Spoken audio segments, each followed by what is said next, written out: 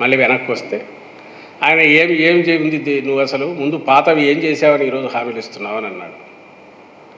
అలాగే 750 హామీలు అని అన్నాడు. బహుశా మనిషికి ఏమైందో తలకాయలో చిప్పు పోయిందేమో నాకు అర్థం కావట్లే. కానీ వందల కొద్ది హామీలు గుప్పించింది చంద్రబాబు నాయుడు. వందల కొద్ది హామీలు 19 ఎన్నికలకు ముందు గుప్పించి ఆ తర్వాత అది ఇంకా ఎన్నికలకు ముందే కేవలం 15 నిమిషాల పాటు ఉంచి వెబ్సైట్లోంచి కూడా దాన్ని తీసేశాడు.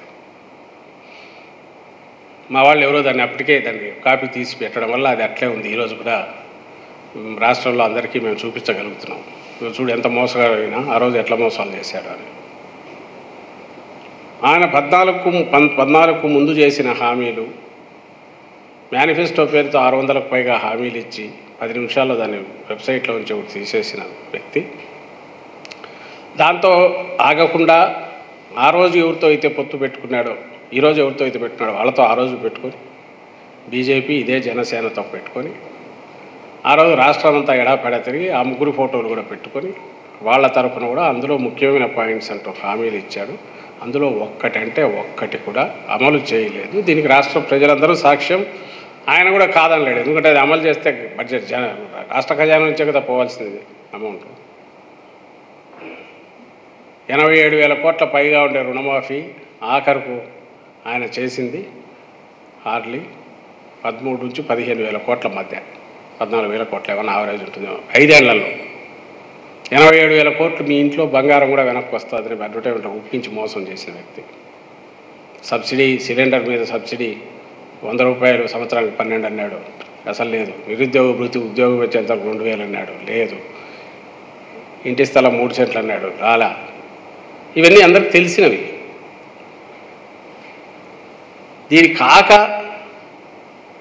ఆయన 14-19 మధ్య ఏమేమి అరాచకాలు జరిగాయి, దాని దుష్ఫలితాలు ఎట్లున్నాయనేది కూడా అందరూ గమనించారు. ఎవరు మర్చిపోలే. సో మేనిఫెస్టో ఇచ్చేసరికి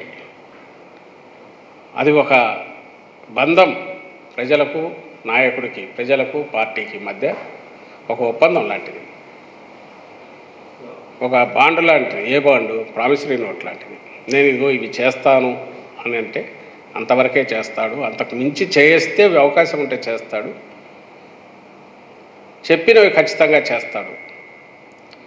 ఇలా ఉండాలనా లేక ఎన్నికలు రాగానే ఒక 3-4 నెలల ముంచి ఊదరగొట్టి అరచేతిలో వైకుంఠం చూపించి మిమ్మల్ని ఎక్కడో ఏదో చేసేస్తానని ఎన్నికలు అయిపోయిన తర్వాత వాటిని పక్కన కట్టేసి చెత్తబుట్టలో వేయడం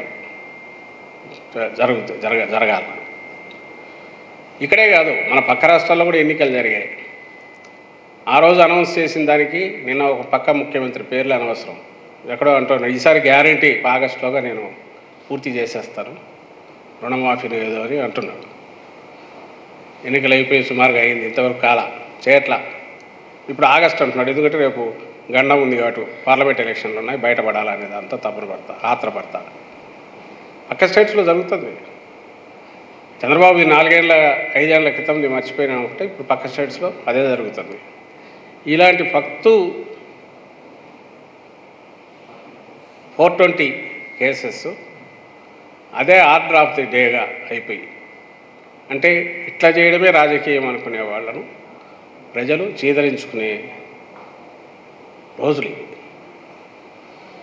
ఈ ధీమా మాకు ఎక్కడి నుంచి వచ్చిందంటే జగన్మోహన్ రెడ్డి గారు 19లో ఇచ్చినవి నిలుపుకున్న తర్వాత వాటి సీరియస్నెస్ ప్రజలకు తెలుస్తుంది.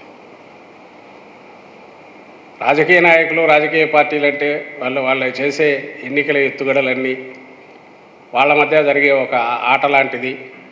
ఎవడిది అప్పర్ హ్యాండ్ అయితే వాడు అవుతాడు, మనకు సంబంధం లేదనుకునే దాంట్లో ఉన్న ప్రజలు లేదు. అక్కడ ప్రభుత్వంలో ఎవరు వస్తారు, వాళ్ళ క్వాలిటీ ఏంటి, నాణ్యత ఎలాంటిది, ఎంత బాధ్యతాయుతంగా ఉంటారు, మనకు చెప్పినవి చేస్తారా, మన చేయి పెట్టుకొని నడిపిస్తారా, ఈ లక్షణాలు కూడా ఉండాలి అనేంతవరకు ఇప్పుడు ఎదిగారు. థ్యాంక్స్ టు జగన్మోహన్ రెడ్డి గారు. ఆయన తీసుకున్న ఒక విశ్వసనీయతనే దీని మీద బిల్డ్ చేసుకుంటూ రావడం వల్ల పార్టీని కానీ ఇచ్చిన హామీలు నిలుపుకోవడం కానీ వల్ల ఇది కదా కావాల్సింది రాజకీయ నాయకుడి లక్షణం అనేది ప్రజలకు అర్థమవుతుంది. మా ధీమా ఈసారి మా నమ్మకం దాని మీదనే. పార్టీ నమ్మకం కానీ, లేదా జగన్మోహన్ రెడ్డి గారు మీకు నిజంగా మంచి జరిగి ఉంటే మీ ఆశీస్సులు ఇవ్వండి, మీ కుటుంబంలో మంచి జరిగింది అని మీరు భావిస్తే